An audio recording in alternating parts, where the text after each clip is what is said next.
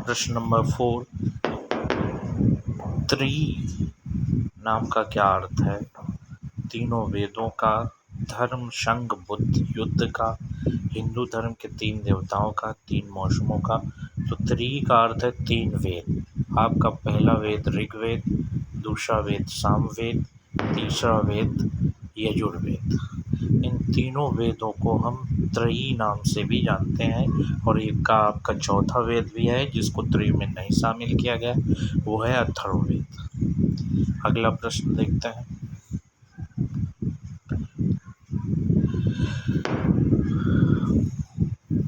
निम्नलिखित किस ग्रंथ में वर्ण शब्द का सर्वप्रथम नामोल्लेख मिलता है? वर्ण व्यवस्था ये दोस्तों हिंदू धर्म या सनातन धर्म में प्रचलित है। वर्ण व्यवस्था के तहत समाज को 4 वर्णों में बांटा गया है। नंबर 1 ब्राह्मण, नंबर 2 क्षत्रिय, नंबर 3 वैश्य, नंबर 4 शूद्र। तो इसका उल्लेख कहाँ मिलता है? सबसे पहले ऋग्वेद में मिलता है। वर्ण व्यवस्था का उल्लेख सबसे पहले दोस्तों ऋग्वेद में मिलता है। अगला महत्वपूर्ण प्रश्न देखते हैं दोस्तों। सबसे पहला हमारा, ऋग्वेद में किसका उल्लेख है? तो ऋग्वेद में श्रोत्र प्रार्थनाओं का उल्लेख है। अथर्ववेद में किसका उल्लेख? अथर्ववेद में तंत्र मंत्र व वशीकरण का उल्लेख है। सामवेद में संगीत का उल्लेख, संगीत का जनक भी सामवेद को कहा जाता है। यजुर्वेद में श्रोत व कर्मकांड का उल्लेख है।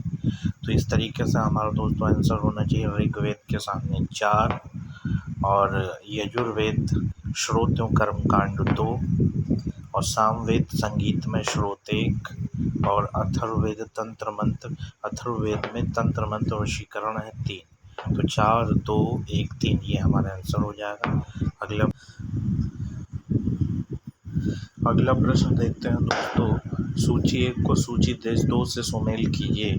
सूची 1 में हमारे वेदों का उल्लेख है, और सूची 2 में ये ब्राह्मण ग्रंथ इनको कहा जाता है, इनका उल्लेख है। वेदों की भाषा बहुत जटिल थी, उनको समझने के लिए ब्राह्मण ग्रंथों की रचना हुई।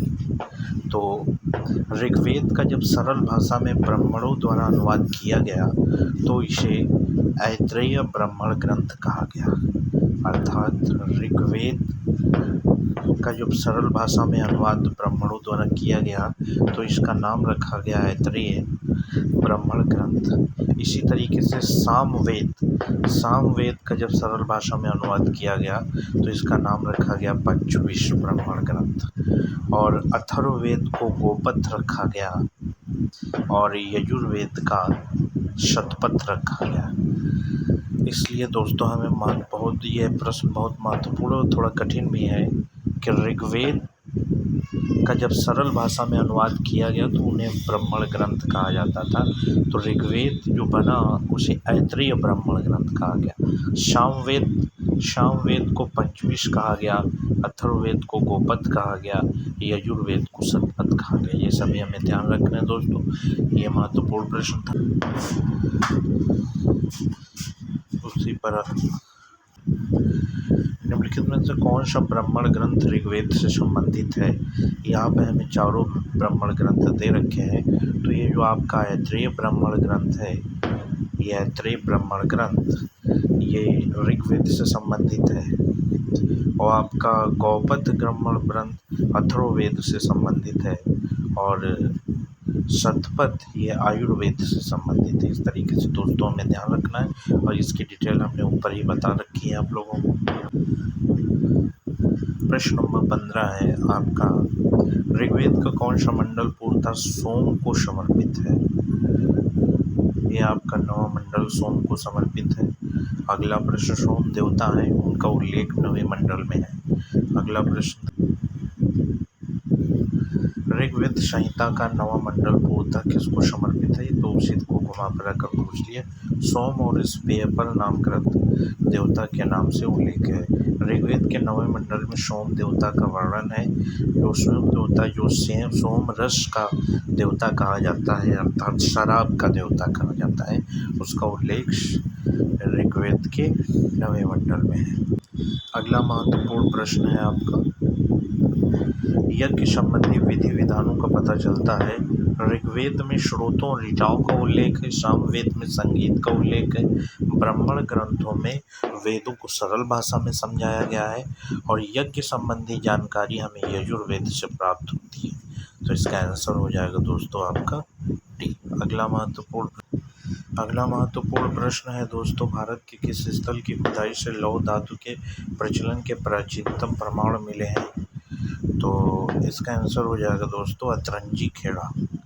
आपको याद रखना है, भारत में जो सिंधु घाटी सभ्यता में लौह धातु का ज्ञान लोगों को नहीं था, लेकिन वैदिक सभ्यता में लोहे का ज्ञान हुआ और इसके प्राचीन साक्ष्य मिले हैं अतरंजी खेड़ा से। उपनिषद पुस्तकें आधारित हैं।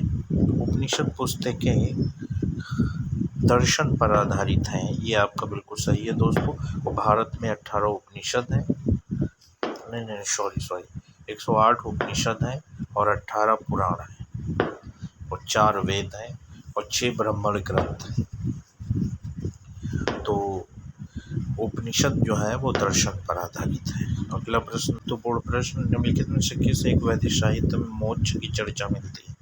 मोक्ष का उल्लेख किया गया है ऋग्वेद में, प्रवृत्ति संहिताओं में, ब्राह्मण ग्रंथ में, उपनिषद में। यह आपका बिल्कुल सही है दोस्तों, उपनिषद में मोक्ष का उल्लेख किया गया है। ऋग्वेद, प्रवृत्ति संहिताएं, ब्राह्मण ग्रंथ किसी में भी मोक्ष का उल्लेख नहीं है। मोक्ष का अर्थ होता है परमपिता परमेश्वर में मिल जाना, ईश्वर, हम लोगों की आत्मा परमात्मा में मिल जाना, इसी को मोक्ष की प्राप्ति कहते हैं। मोक्ष पर सबसे अधिक बल महात्मा गौतम बुद्ध ने दिया है।